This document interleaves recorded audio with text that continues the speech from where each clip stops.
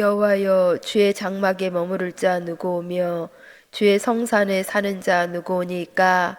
정직하게 행하며 공의를 실천하며 그의 마음에 진실을 말하며 그의 혀로 남을 허물하지 아니하고 그의 이웃에게 악을 행하지 아니하며 그의 이웃을 비방하지 아니하며 그의 눈은 망령된 자를 멸시하며 여호와를 두려워하는 자들을 존대하며 그의 마음에 서운한 것은 해로울지라도 변하지 아니하며 이자를 받으려고 돈을 꾸어주지 아니하며 뇌물을 받고 무죄한 자를 해하지 아니하는 자이니 이런 일을 행하는 자는 영원히 흔들리지 아니하리이다. 아멘. 오늘 시편 15편에는 질문을 던지고 답변하는 형식으로 이루어져 있습니다. 1절 말씀에 주의 장막에 머무를 자 누구오며 주의 성산에 사는 자가 누구오니까? 라고 질문을 하고 있습니다. 즉 누가 주의 장막에 살 수 있는 것인지, 누가 주의 성산에 살 수 있는 자인지를 질문하고 있다는 것입니다. 그런데 이러한 질문에는 전제가 반드시 필요합니다. 정말 나는 주님의 장막에 살고 싶습니다. 정말 나는 주의 성산에 살고 싶은 갈망이 매우 큽니다. 라는 전제가 있어야 한다라는 것입니다. 우리도 우리 마음 중심을 한번 점검해 보아야 합니다.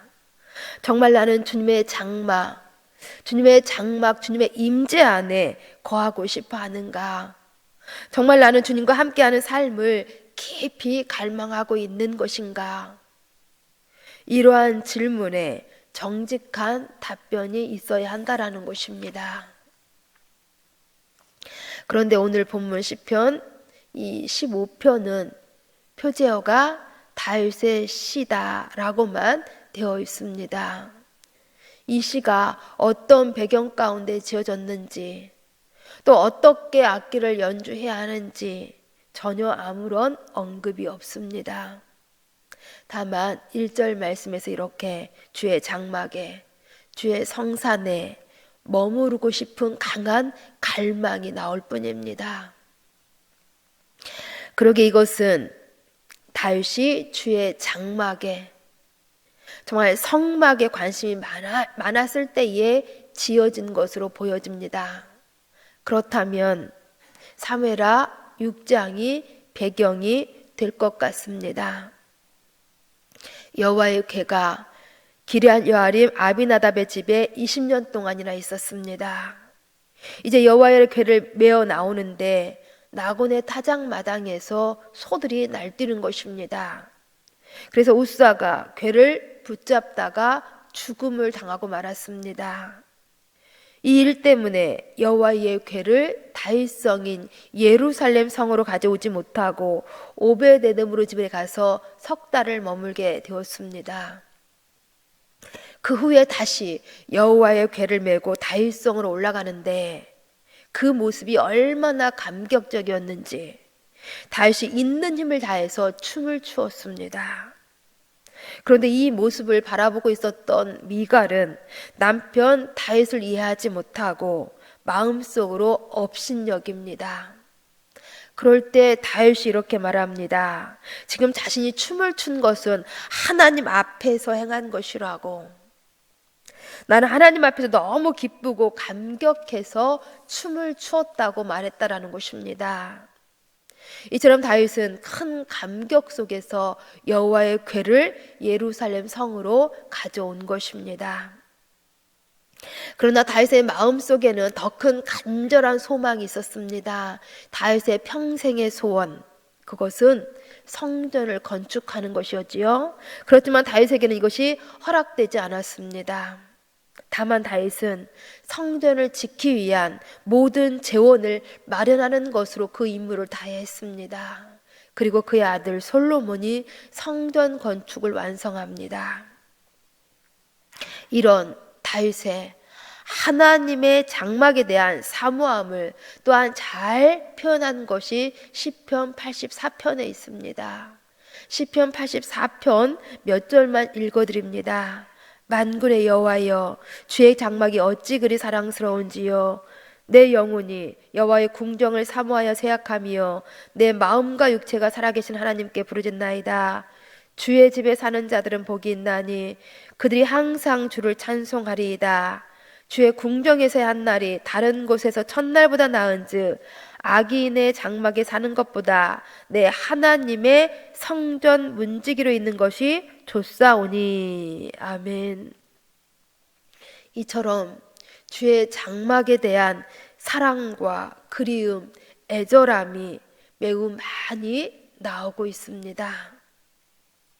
다윗은 이처럼 중심으로 여호와의 궤가 있는 주의 장막에 머무르고 싶어하는, 주의 거룩한 산에 살고 싶어하는 간절한 소망이 있었다라는 것입니다.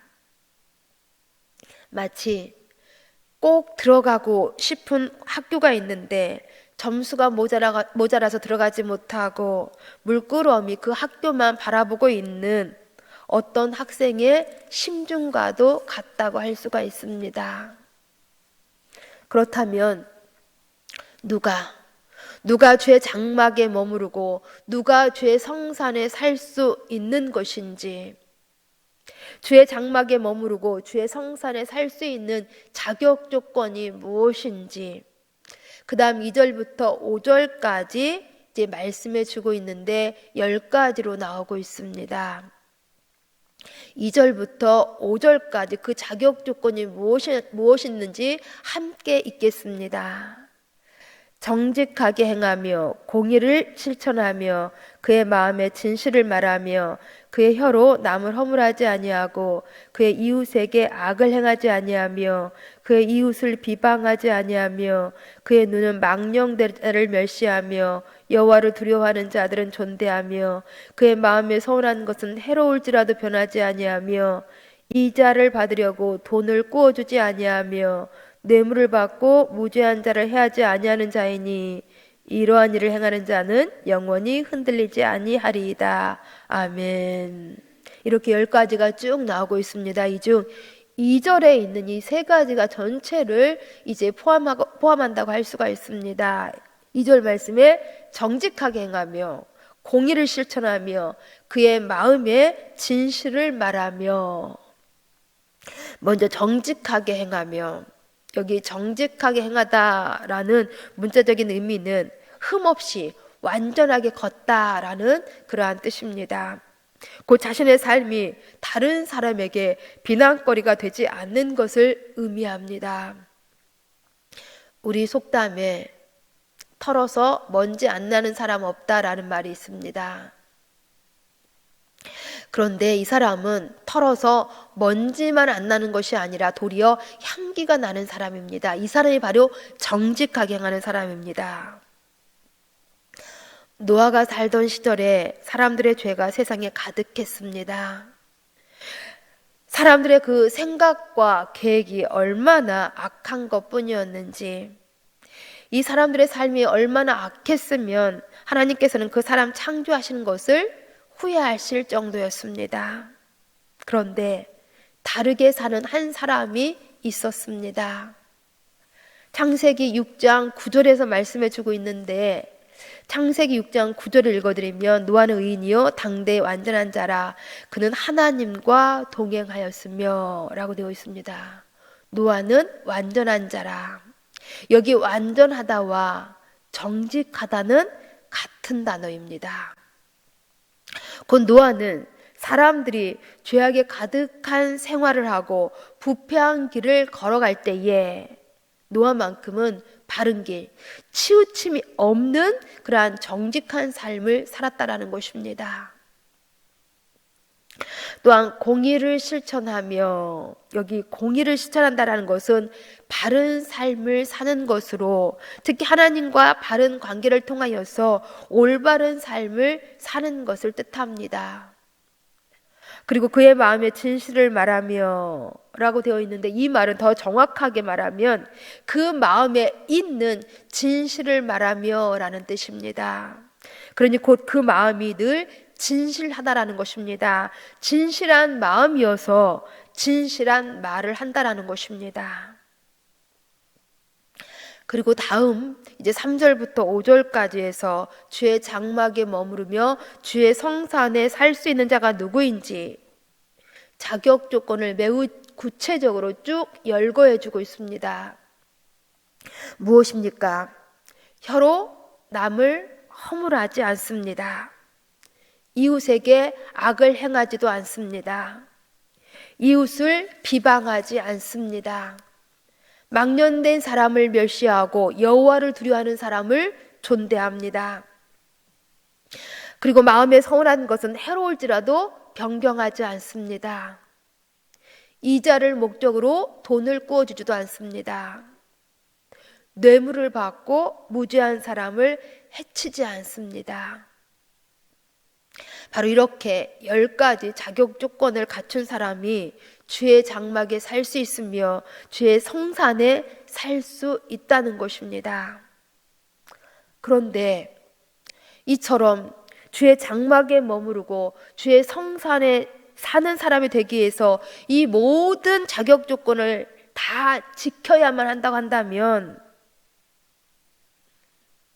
우리 중에서 누가 주의 장막에 머무르고 주의 성산에 살 수 있겠습니까?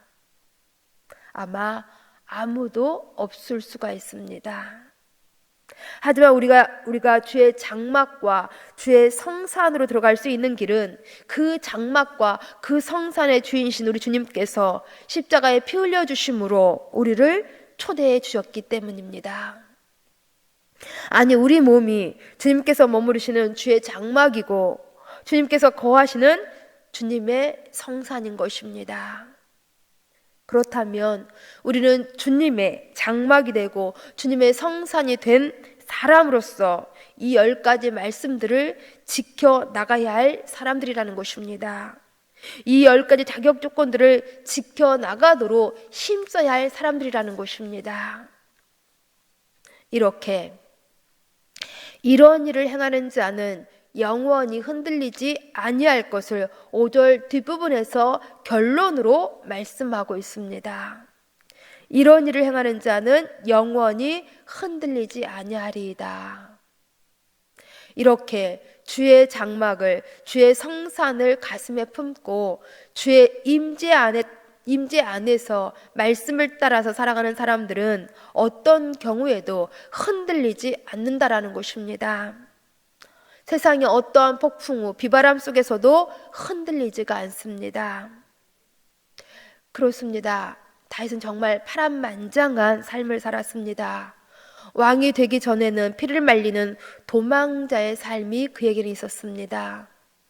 또한 왕이 된 후에도 아들의 쿠데타로 인하여서 많은 아픔과 눈물, 고통이 있었습니다. 그러나 주님의 임재 안에서 말씀을 가슴에 품고 살아가는 이 다윗의 정체성을 결코 흔들지는 못했습니다. 다윗은 오늘 본문에 이러한 시를, 이러한 노래를 부를 때마다 정말 자신의 삶이 어디를 향하여 달려가고 있는지, 정말 자신이 간절히 사모하고 갈망하는 것이 무엇인지 늘 되새기곤 했을 것입니다. 우리도 우리의 중심에 늘 주님의 장막, 주님의 임재를 갈망하면서 세상의 어떠한 풍파에도 흔들리지 않는 그러한 성도의 삶을 잘 살아가실 수 있기를 간절히 소망합니다.